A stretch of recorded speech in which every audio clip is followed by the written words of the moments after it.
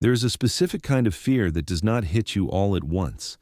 It builds in layers like sediment, one detail on top of another, and by the time you understand what you are looking at, you realize the danger has been there for weeks, maybe longer.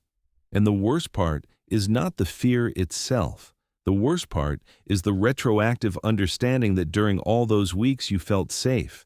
You went about your life. You drove the same route to work. You sat in the same seat at the same coffee shop. You picked up your daughter from school at the same time every day. And the entire time, someone was keeping a record of every single thing you did. My name is Allison Dwyer. I'm a divorce attorney in Roanoke, Virginia. I've been practicing family law for 14 years, first at a mid-sized firm downtown on South Jefferson Street, and then at my own practice, which I opened in 2019 out of a small office on Franklin Road near the Grandin Village neighborhood. I handle mostly contested divorces, custody disputes, and protective orders. The work is adversarial by nature. People do not come to me on good days. They come to me when their marriages have turned into something they no longer recognize, and they need someone to stand between them and a person they used to love. I tell you this so you understand that I am not naive about how people behave when they are angry. I have seen spouses drain joint accounts overnight. I have seen parents coach children to say things in depositions that are not true. I have had clients show up to my office with bruises they were told to say came from falling down stairs. I have listened to voicemails that would make your skin crawl, left by people who sound perfectly normal in a courtroom. I know what people are capable of when they feel cornered. I know that the most dangerous moment in a marriage is often the moment someone tries to leave it. But I had never been the target before. I was always on the outside, doing my job, helping someone else navigate the worst chapter of their life. I thought that position was safe. I thought the distance between me and the danger was measured in legal filings and court orders and professional detachment. I was wrong about that. In August of 2022, I took on a client named Diane Fessler. Diane was 44, a dental hygienist who worked at a practice on Electric Road. She was steady, clear-eyed, and determined. She wanted to divorce her husband, Craig Fessler, 47, who worked as an HVAC technician for a company based in Salem. They had been married for 19 years and had 2 teenage sons, 15 and 13. On paper, it should have been a standard contested divorce with some property disputes and a custody arrangement to negotiate. Complicated, but manageable. The kind of case I had handled dozens of times. Craig did not want the divorce. That became clear immediately. He retained an attorney, a guy I had worked against before named Tom Raines, but Craig was not cooperative. He delayed discovery responses, refused to provide financial disclosures on time, and made the process as slow and painful as possible. Tom apologized to me twice during the first month, which told me Craig was being difficult with his own counsel too. When an opposing attorney starts apologizing, it means their client is out of control. Diane told me Craig had always been controlling. Not physically violent, at least not that she disclosed initially, but possessive in a way that had escalated over the years until it was the air she breathed. He tracked her phone. He monitored the family credit card statements line by line and questioned purchases over $20. He called her workplace multiple times a day to verify she was there. He timed her commute and called if she was more than 5 minutes late. When she told him she wanted a divorce, he did not yell. She said he just stared at her for a long time, the way you look at something you are calculating, and said, "You're going to regret this." Not a threat in the way a lawyer can use in court, just a statement. Flat and certain. I filed the petition in September. By October, Diane had moved into an apartment on Brambleton Avenue with the boys, close enough to their schools that the disruption was minimal. Craig kept the house in Vinton. The court issued a standard temporary order dividing assets and establishing a preliminary custody schedule. Part of that order required both parties to identify and disclose the contents of any storage units, safe deposit boxes, or secondary properties. Standard procedure in a contested divorce. You need a full picture of marital assets to divide them fairly. Craig disclosed one storage unit, a 10 by 20 at Valley View Storage on Route 11, just north of Roanoke, out past the Hollins area. He said it contained tools, seasonal decorations, and furniture from his parents' estate. Diane confirmed this was accurate. She said Craig had rented the unit years ago, and she had been there a few times to drop off Christmas boxes. She described it as unremarkable. In November, as part of the discovery process, I needed to inventory the contents of the unit to assess whether anything qualified as marital property subject to division. Craig's attorney agreed to provide access. I scheduled a time to visit the unit with my paralegal, Rebecca, on a Wednesday afternoon. This was routine. I had done exactly this kind of thing dozens of times.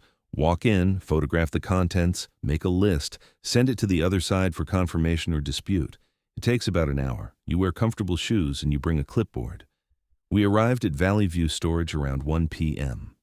The facility was clean, relatively new, well lit. It sat in a commercial strip near a Home Depot and a PetSmart, the kind of place where people store their camping gear and extra furniture. Nothing about it suggested anything out of the ordinary. Craig's unit was in the back row, number 247. He had provided the combination for the padlock through his attorney. Rebecca opened the lock and we rolled up the door. The front of the unit looked exactly as described.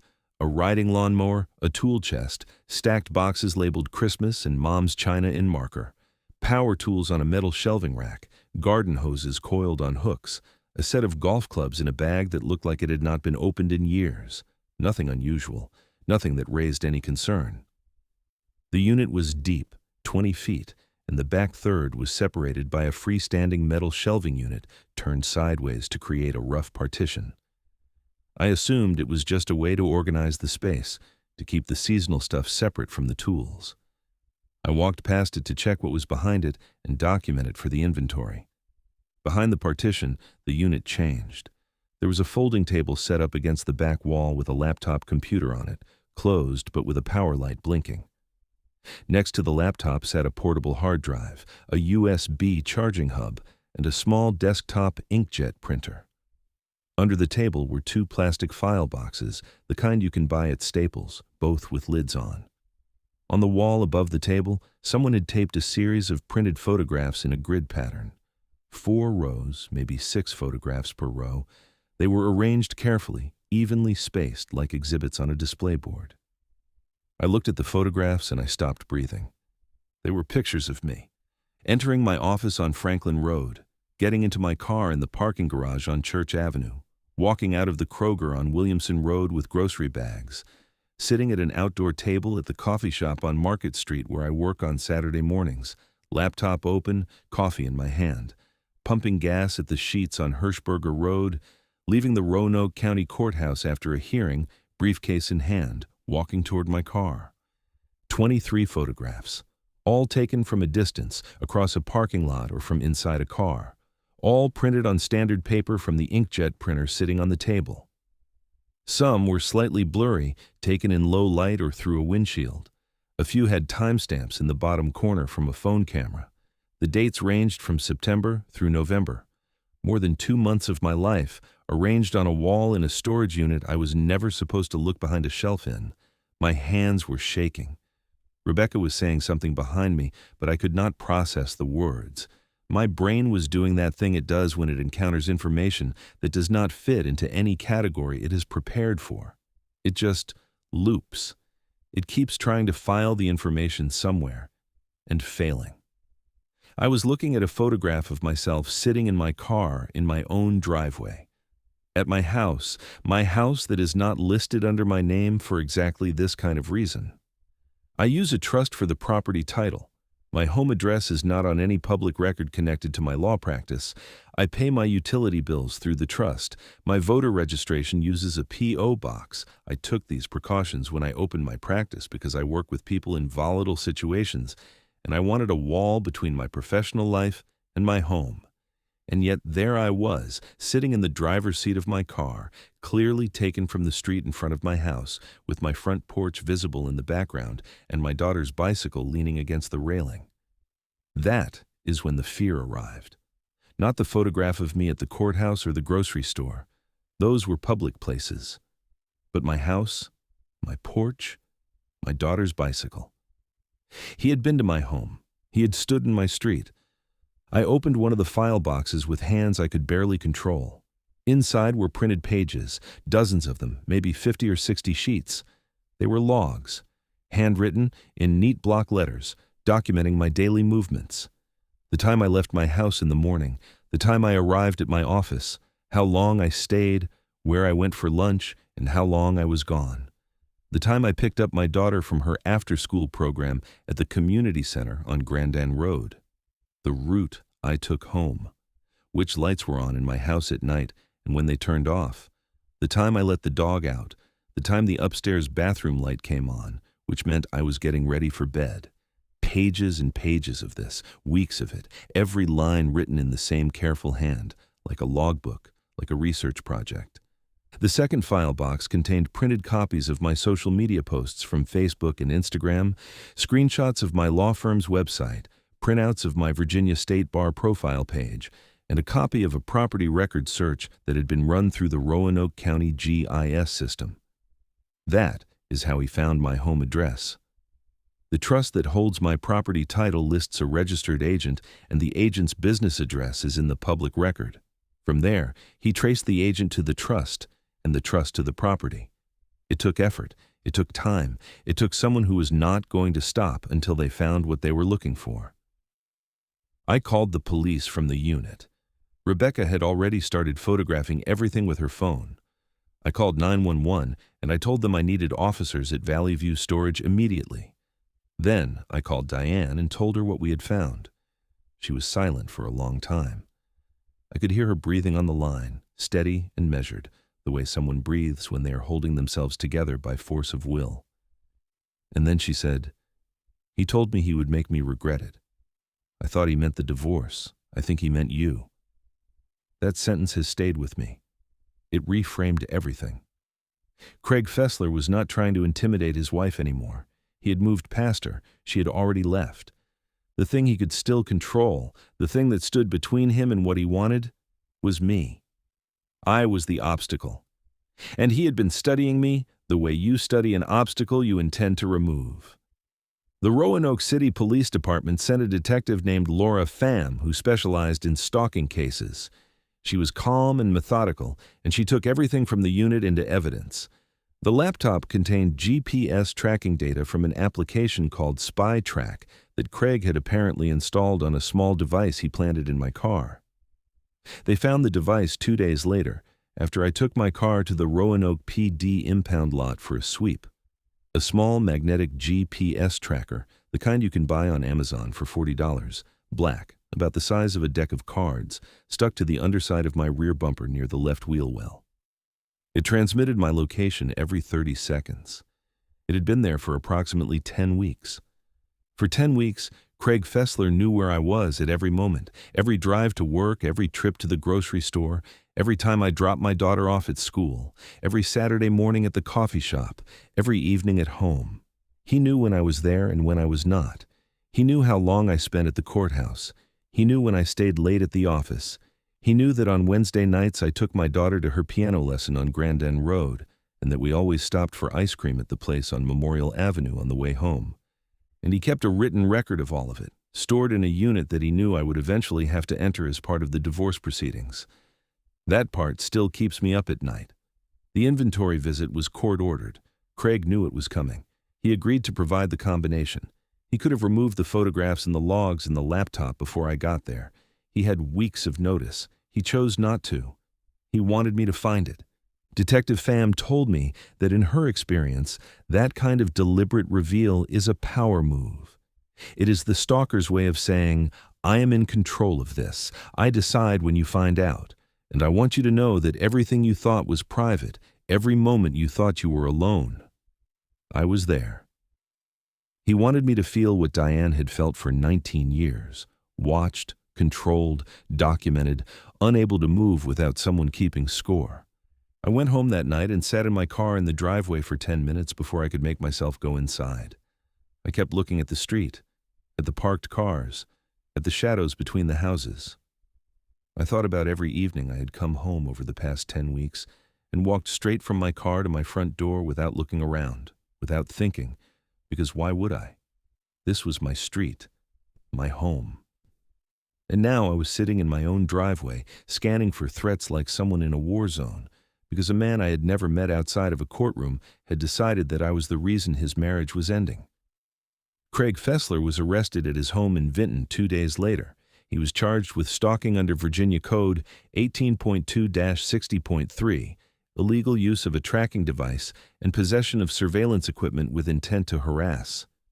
He violated the protective order that was issued after his arrest by attempting to contact Diane through a mutual friend at their church. That added a third charge. The divorce was finalized in March of 2023. Diane got full custody. Craig received supervised visitation at a monitored facility. He pled guilty to the stalking charge and received 18 months, suspended, with 5 years of probation and a permanent protective order covering both Diane and me.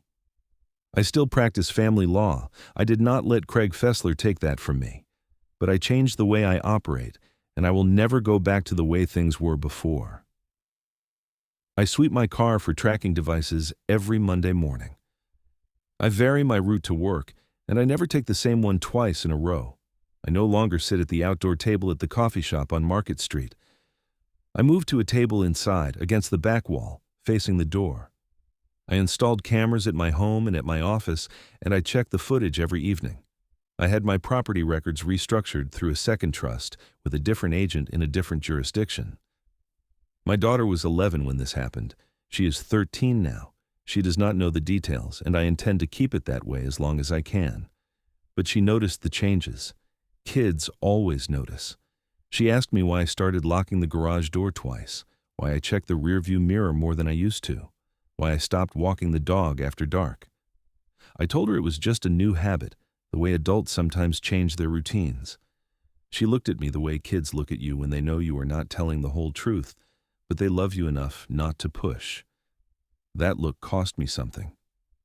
I do not know how to describe what, exactly, but something between us shifted that day.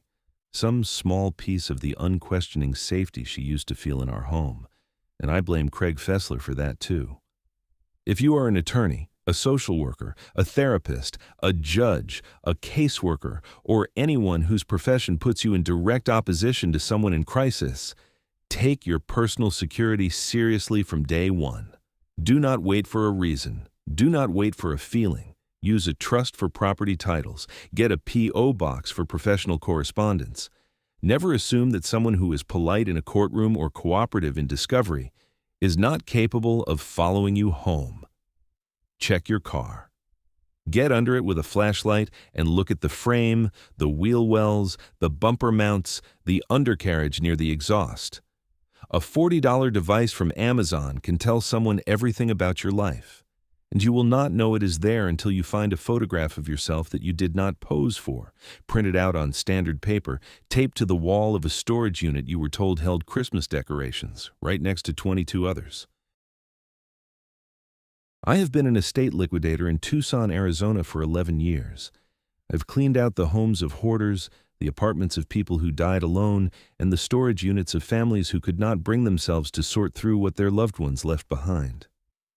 I have found dentures in coffee cans, loaded firearms wrapped in bath towels, and once, an urn that no one in the family knew existed. I have walked into rooms that smelled like death and rooms that smelled like lavender, and both can break your heart if you let them. None of that prepared me for what I found inside Unit 117 at Desert Ridge Self-Storage off West Ina Road. My name is Corinne Valdez. I run a small operation called Southwest Estate Services. Most of my work comes from probate attorneys and families dealing with the aftermath of a death. The storage unit jobs are usually the simplest. Someone dies, the family finds out they have been paying $80 a month for a 10 by 10 box of forgotten furniture, and they hire me to clear it out. I sort, I price, I haul. I have done it hundreds of times. I got into this work after my grandmother passed in 2012. My family hired a liquidator to handle her house in South Tucson, and the woman who showed up treated my abuela's things like garbage. She threw photo albums into a dumpster without looking at them. She put my grandmother's hand-embroidered tablecloths in a pile labeled rags. I I stood in the driveway watching this woman dismantle 60 years of someone's life in 4 hours, and I thought, there has to be a better way to do this. So I learned the business and I built one. I tell you this because I need you to understand that I treat other people's belongings with care. I approach every job with the knowledge that these objects meant something to someone, even if that someone is gone. That mindset is what made Unit 117 so disturbing, because someone had been treating that unit with care too, just not the kind of care I am used to. In March of 2023, a probate attorney named David Curiel contacted me about a client estate that included 4 storage units at Desert Ridge Self-Storage. The deceased was a woman named Patricia Loomis, 71, who had passed from a stroke at her home in Oro Valley. Her son Marcus lived in Seattle and wanted nothing to do with the contents. He signed a blanket release and told David to let me handle everything. Marcus had not been close with his mother in recent years. That detail matters because it explains why no one had visited these units in a long time. Desert Ridge is one of those sprawling facilities off the interstate, maybe 300 units spread across a dozen single-story buildings. Orange roll-up doors, gravel aisles, a keypad at the front gate, and one security camera pointed at the entrance. The office is staffed by one person during the day and unmanned at night. The whole property backs up against a desert wash, and beyond that, open desert stretching to the Catalinas. At night, the back half of the facility is dark enough to see stars. I'd been there before for other jobs. It was unremarkable. It felt safe in the way that boring places feel safe. David gave me the unit numbers, 114, 115, 116, and 117, all in Building F, which sits at the back of the property near the drainage wash. I scheduled the clean-out for a Tuesday morning and brought my assistant, Ray, who had been working with me for about 3 years. Ray is a big guy, 6'3", former high school football player from Marana. Having him with me is usually enough to deter any problems, and in 11 years of this work, I've never had a situation where I felt physically threatened. I want to be clear about that because it makes what happened next harder to explain to people who were not there.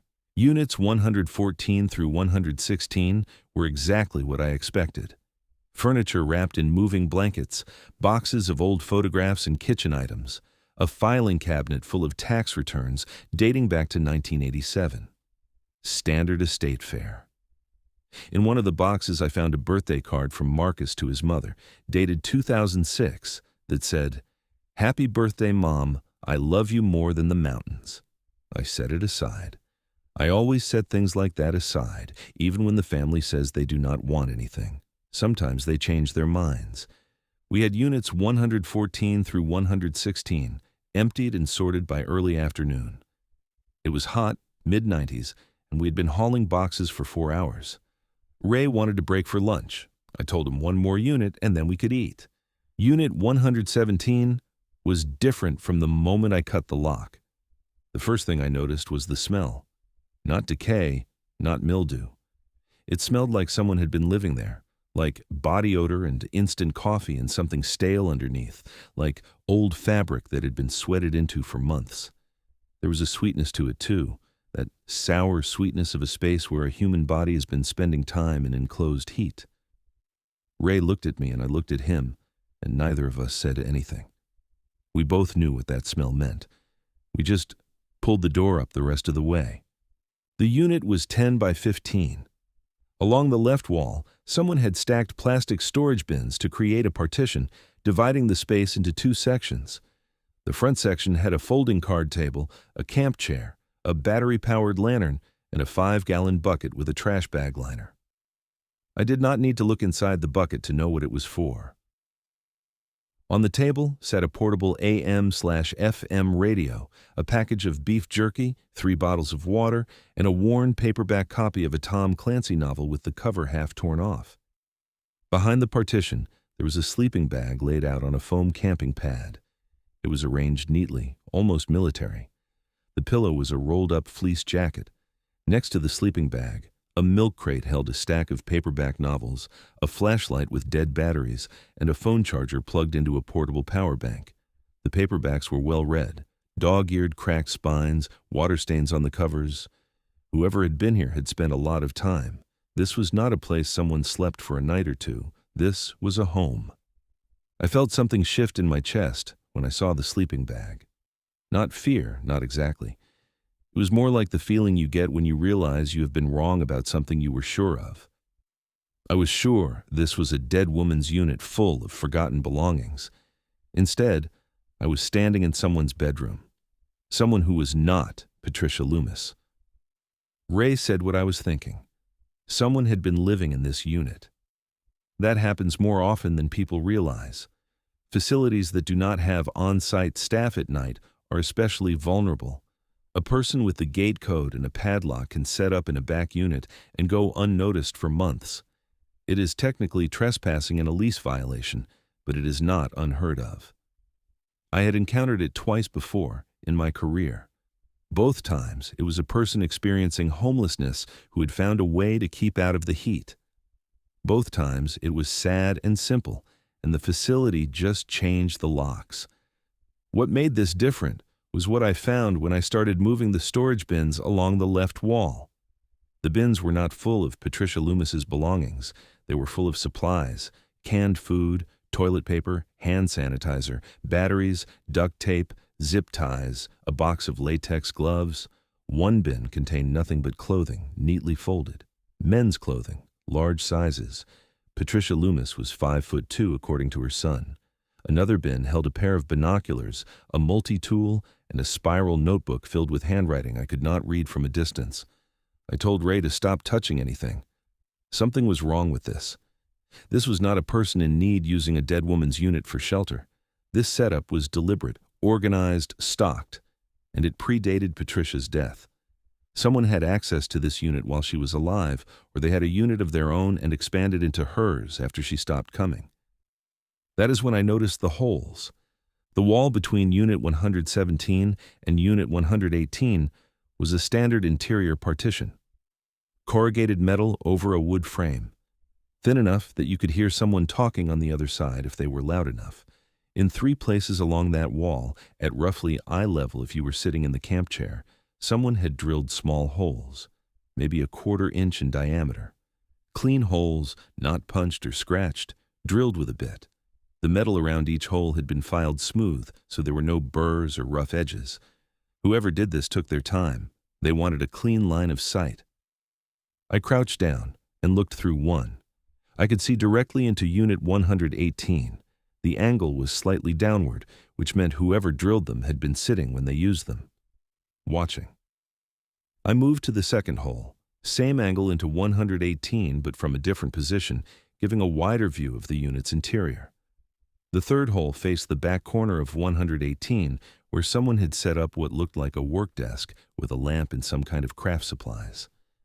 My stomach turned. Not a sudden lurch, but a slow, sick drop. The kind you feel when you understand something awful, not as an idea, but as a physical reality. Someone had sat in this chair, in this dark unit, eye pressed to a hole in the wall, and watched another person on the other side. Repeatedly. Patiently. For God knows how long. I pulled out my phone and called David Curiel. I told him what I had found, and that I was not going to touch anything else in Unit 117. He agreed and said he would contact the facility manager.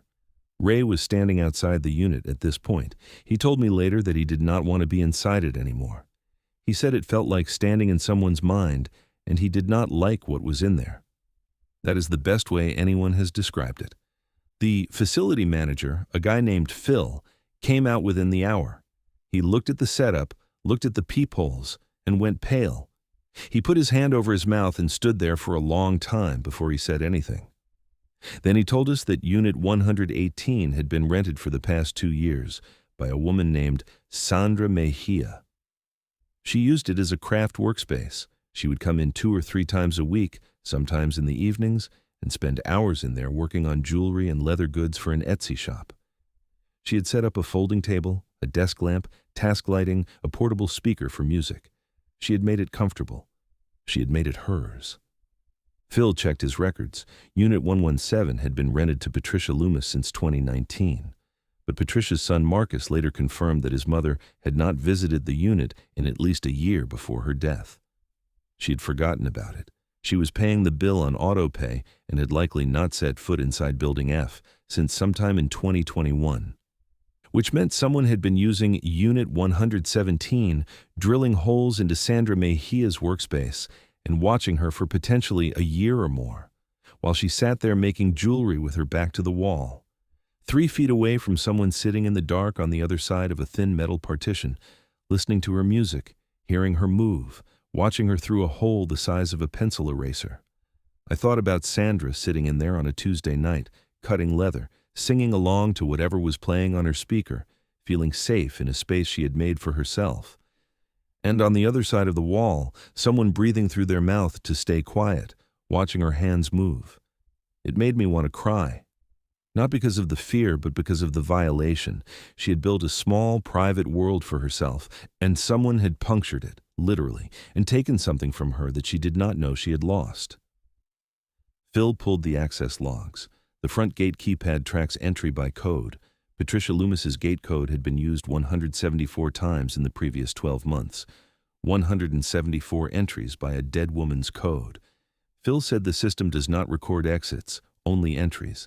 So someone had Patricia's code and had been using it regularly, sometimes multiple times per week.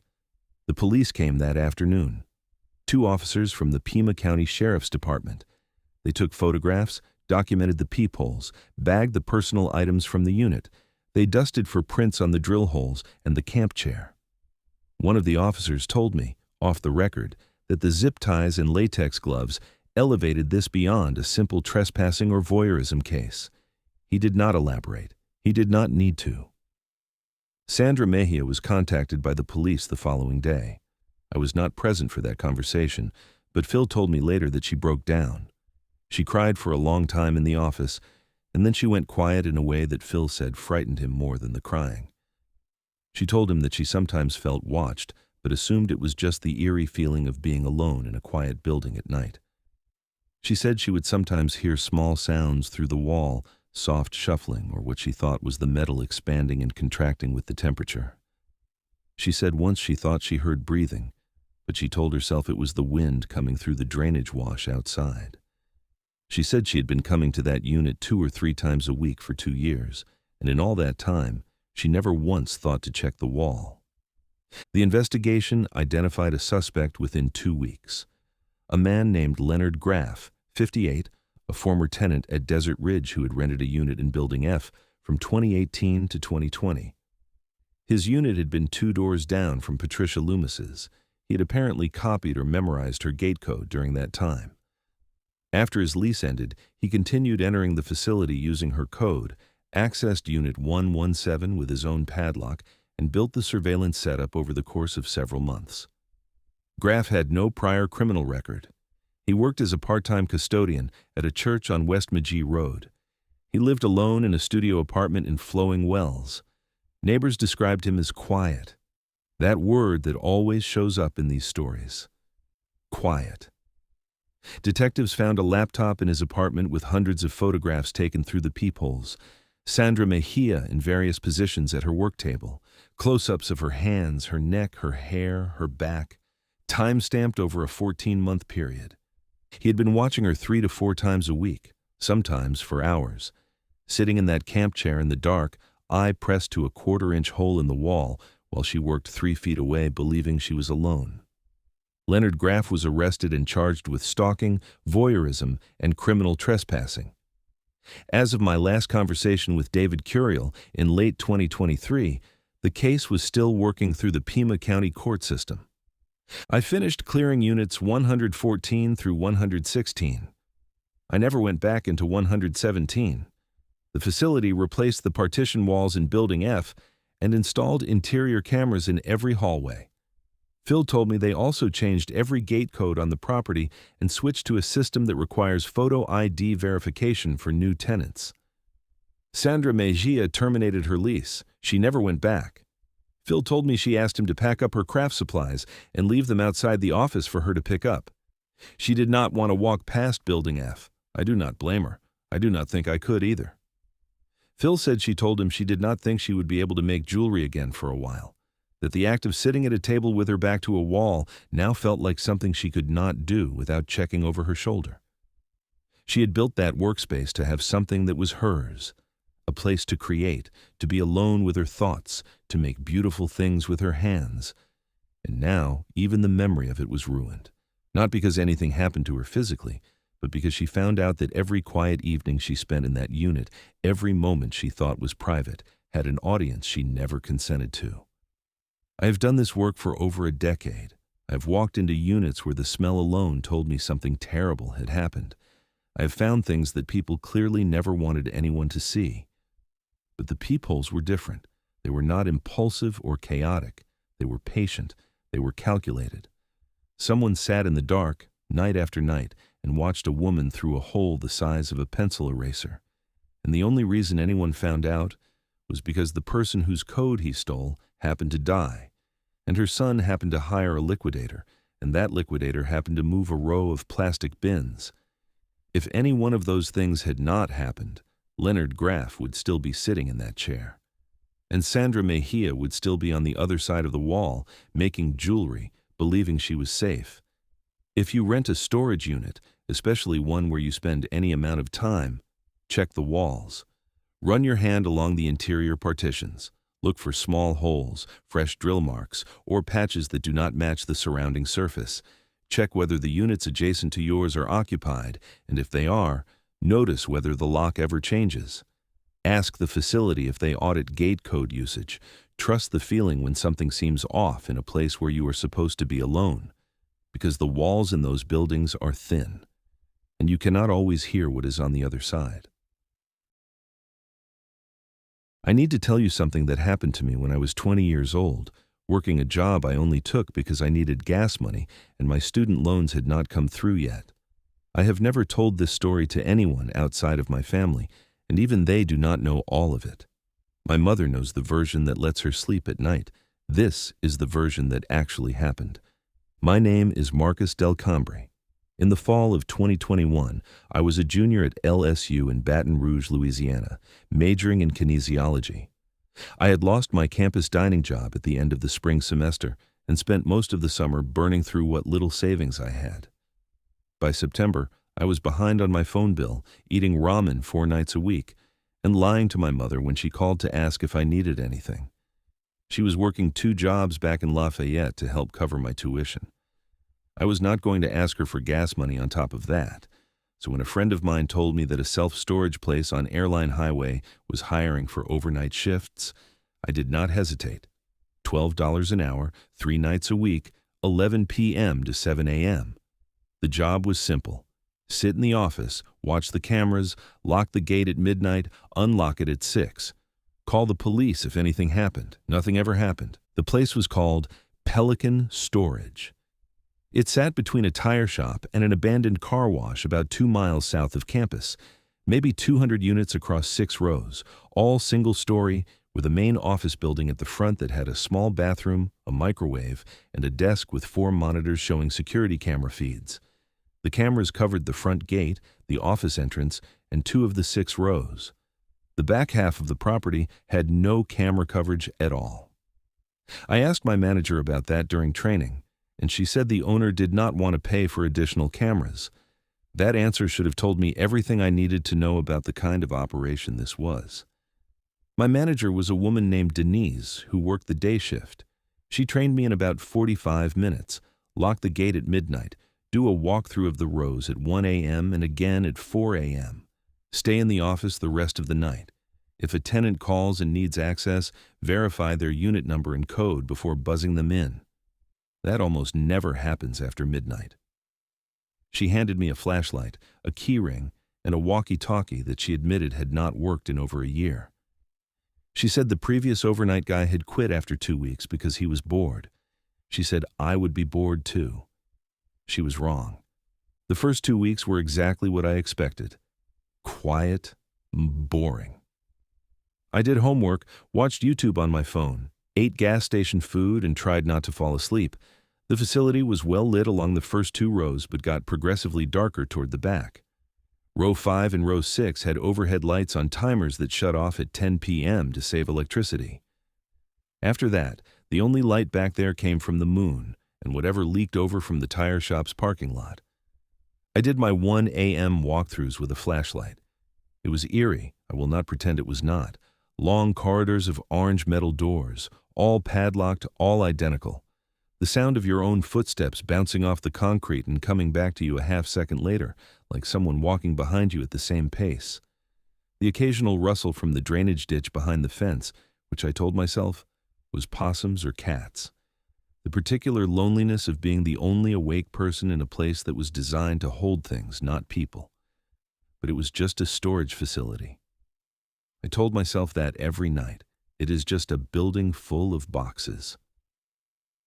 On my third Thursday, around 2:45 a.m., I was sitting in the office doing a nutrition assignment when I heard something through the monitor speaker. The cameras had audio, but the quality was terrible. Mostly you just heard wind and the hum of the fluorescent lights. But this was different. It was a sound I recognized immediately. A phone alarm. The default iPhone alarm tone, that escalating chime that starts soft and gets louder, the one that half the country wakes up to every morning. It was coming from the camera that covered row 3. I watched the monitor, but the camera showed nothing. Just the empty corridor, lit by the overhead fluorescents, every door closed and locked, no movement, no person, just the sound. The alarm rang for about 30 seconds, and then stopped. Just cut off the way it does when someone hits dismiss. I sat there staring at the screen for a long time. My coffee was getting cold, and I did not reach for it. I told myself someone had left their phone in their unit. That happens.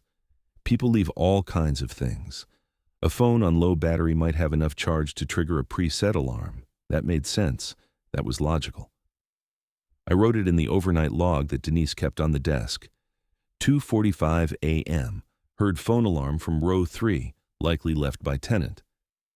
I went back to my assignment and I did not think about it again. Not that night. The next Thursday, same thing. 2:51 a.m.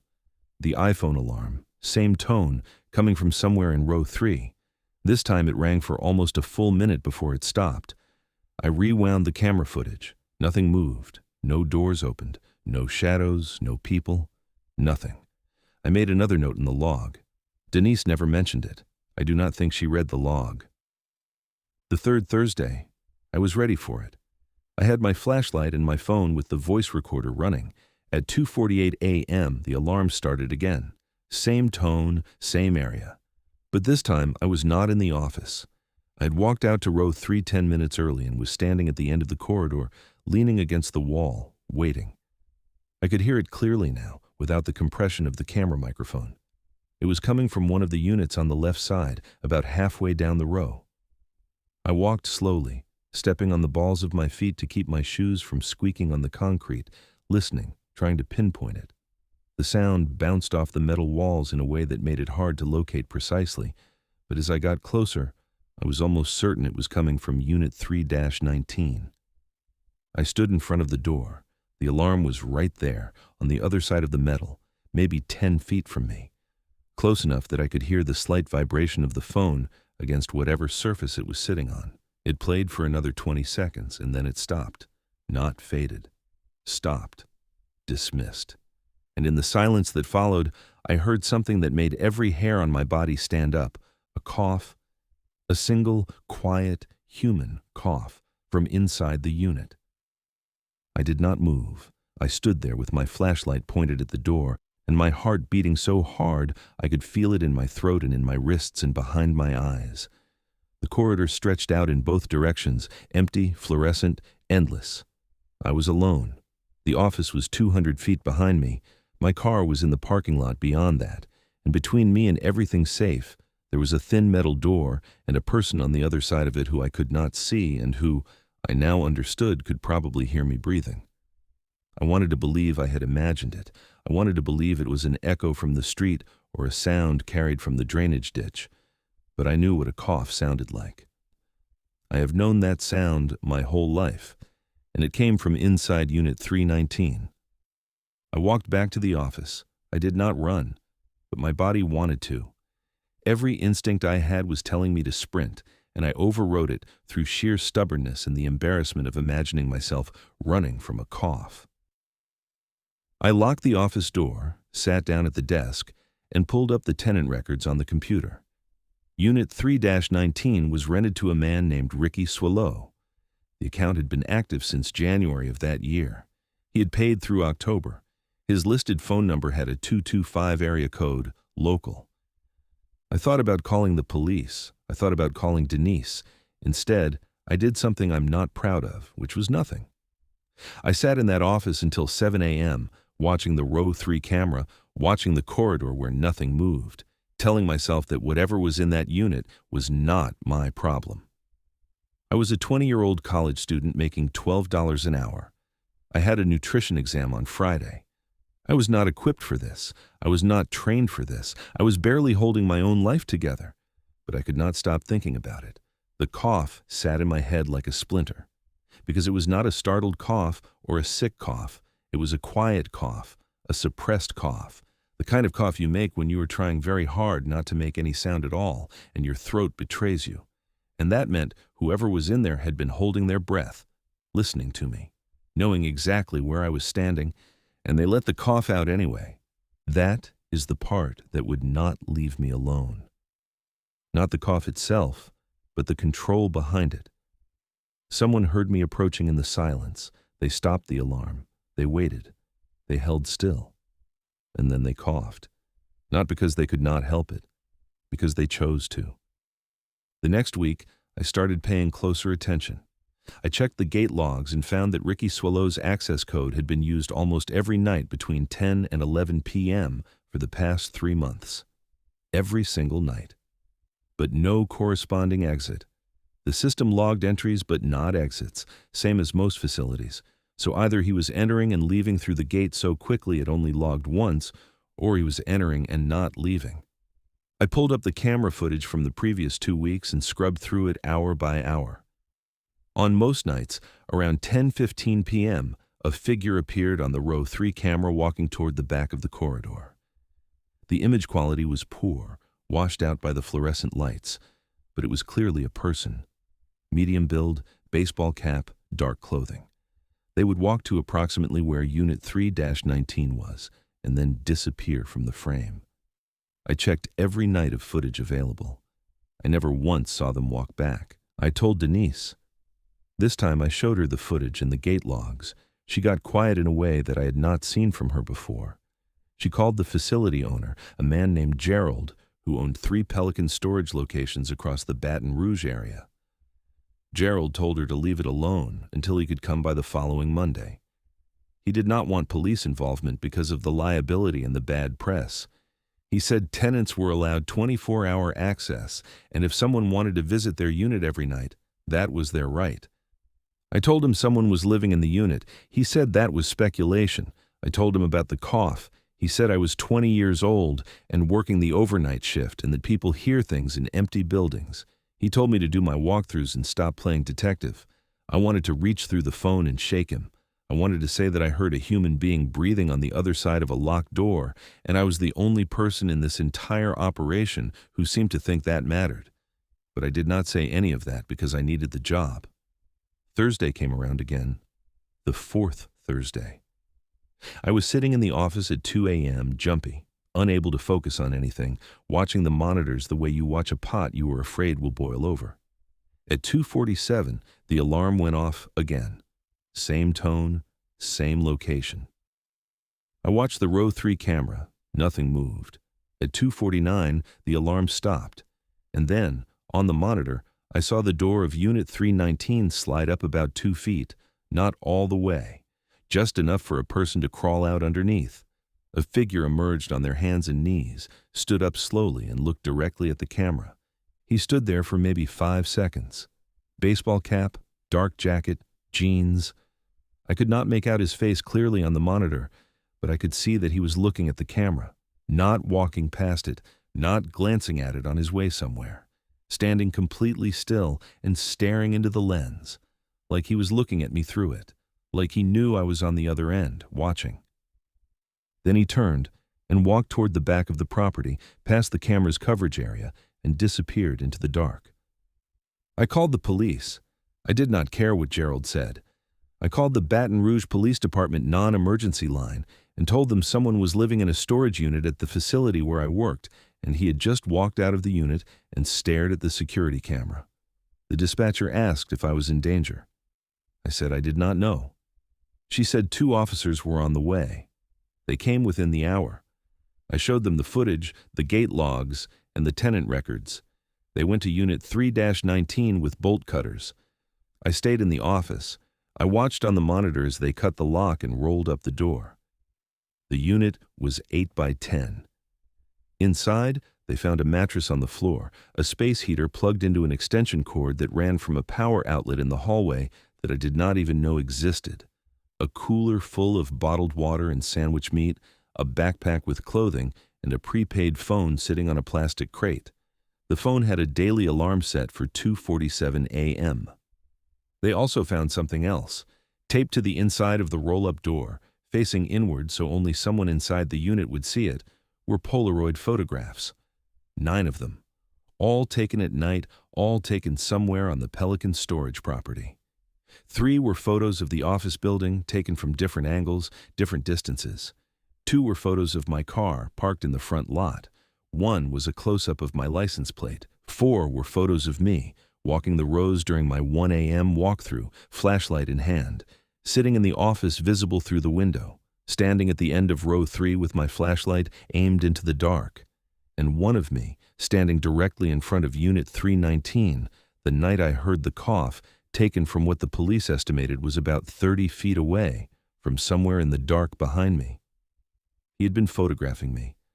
While I was looking for him, he had been behind me, watching me look, learning my routine, documenting when I walked, where I walked, how long I was away from the office.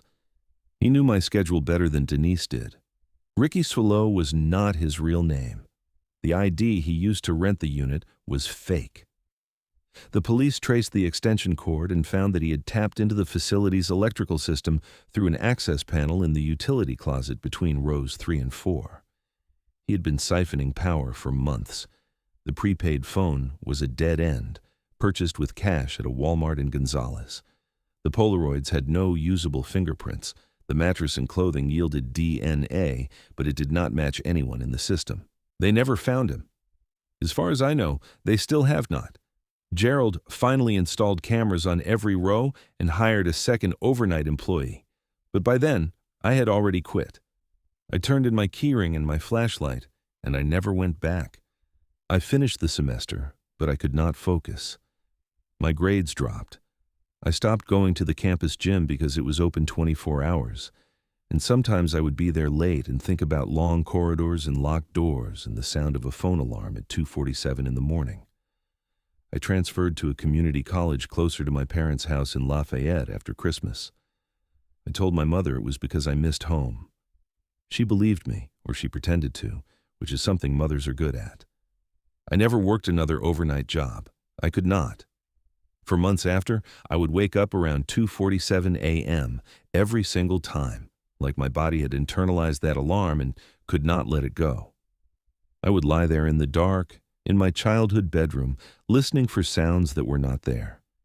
And I would think about those Polaroids taped to the inside of the door, about someone standing in the dark 15 feet behind me, pointing a camera at my back while I stood in front of his door, completely unaware, thinking I was the one looking, thinking I had the advantage. The thing that still gets me, the thing I turn over in my head on nights when I cannot sleep, is the alarm. He set it on purpose, every Thursday, same time, because he knew I worked Thursdays. He wanted me to hear it. He wanted me to come looking. And when I finally stood outside his door, close enough to hear him breathe, he coughed. Not because he could not help it, because he wanted me to know he was there. He wanted me to feel the exact thing I felt, which was fear and helplessness and the understanding that I was alone in a place where someone else had all the control. If you work at a storage facility, or you rent a unit at one, pay attention to the access logs. If a code is being used every night with no corresponding business reason, flag it immediately. Do not wait for management to take it seriously. Check the electrical panels for unauthorized taps. Walk the back rows with someone, never alone, and vary the time so your pattern cannot be learned. And if you hear something coming from inside a sealed unit, do not stand outside the door and listen. Do not go closer. Call someone. Because the person on the other side of that door already knows you are there. They have known for a while. And they are not afraid of you. You should be asking yourself why.